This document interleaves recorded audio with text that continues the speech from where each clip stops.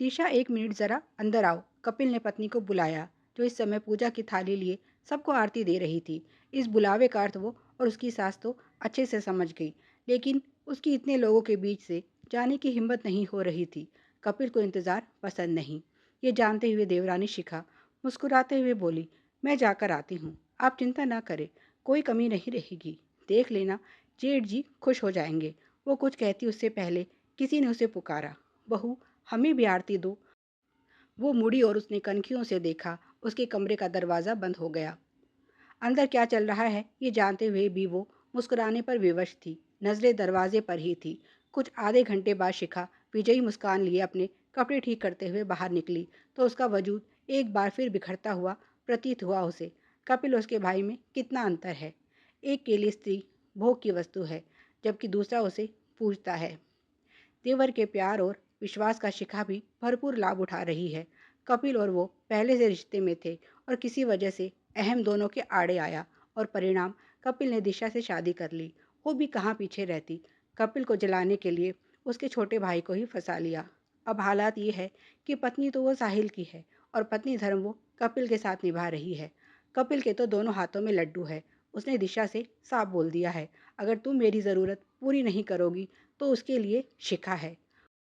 उसने मेरे भाई से शादी सिर्फ इसलिए की ताकि वो मेरे करीब रह सके। अब मेरा भी उसको खुश रखने का हक बनता है। वैसे भी साहिल उसे क्या दे सकता है, ये तुम भी अच्छे से जानती हो। घर के लोग भी इन दोनों की हरकतों पर चुप्पी साध कर बैठे हैं, क्योंकि साहिल शादी के योग्य ही नहीं था। उसने भी अपनी असल कमज़ोरी छुपाने के लिए इस रिश्ते को अपना लिया है। वैसे भी वो पुरुष के शरीर में कैद एक ऐसी स्त्री है जो अपने अस्तित्व के लिए जद्दोजहद कर रही है।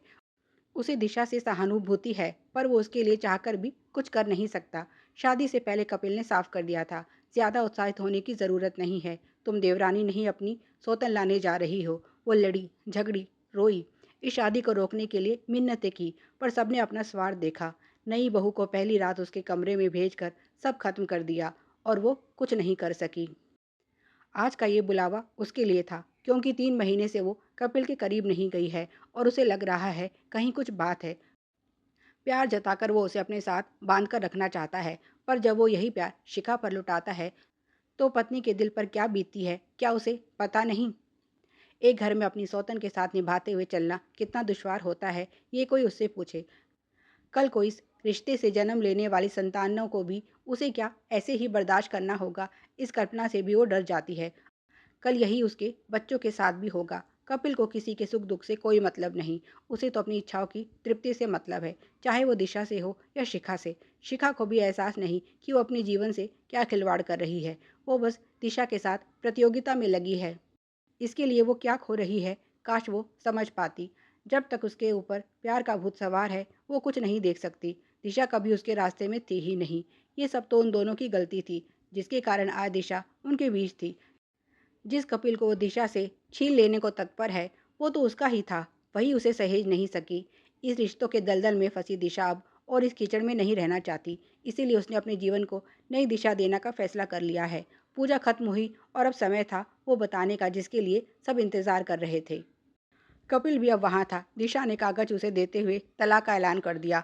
वहाँ बैठे सभी के चेहरे मलिन हो गए। कपिल बोला, ये नहीं हो सकता। दिशा बोली, ये तो उसी दिन हो गया था जब तुमने अपनी मर्यादा की सीमा रेखा पार की। तुमने क्या सोचा मैं सब ऐसे ही देखती रहूंगी और तुम मौज करोगे? जब प्यार है तो उसे स्वीकार करने से ये डर क्यों? वैसे भी तुम कोई सवाल करने का हक नहीं रखते मिस्टर कपिल। मैं अपने फैसले लेने के लिए आज़ाद हूँ, जैसे तुम हो। तुमने एक गलत फैसला करके हम तीनों की ज़िंदगी उलझा दी। अब मैं उसे ही सही फैसला करके सुलझा रही हूँ। कपिल तिलमिलाते हुए बोला, तुम मुझे छोड़ रही हो? वो बोली, किसने किसे छोड़ा और किसने धोखा दिया, ये तुमसे बेहतर कौन जानता है। ये सुन शिखा तो बहुत खुश दिख रही थी। वो बोली, अच्छा हुआ तुम अपनी जगह समझ गई। कपिल गुस्से में बोला, चुप बदजात, ये सब तेरा ही किया हुआ है। वो पत्नी को मनाते हुए बोला, दिशा मैं मानता हूँ मैंने तुम्हारे साथ गलत किया है, पर एक अवसर दो मुझे, मैं सब ठीक कर दूंगा।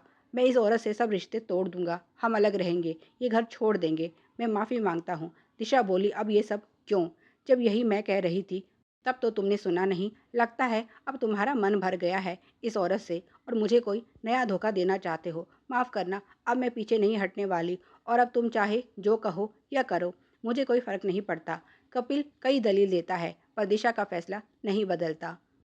वो अब तैयार थी नई राह पर चलने के लिए। कपिल सच बोल रहा था या झूठ, ये तो वही जानता था।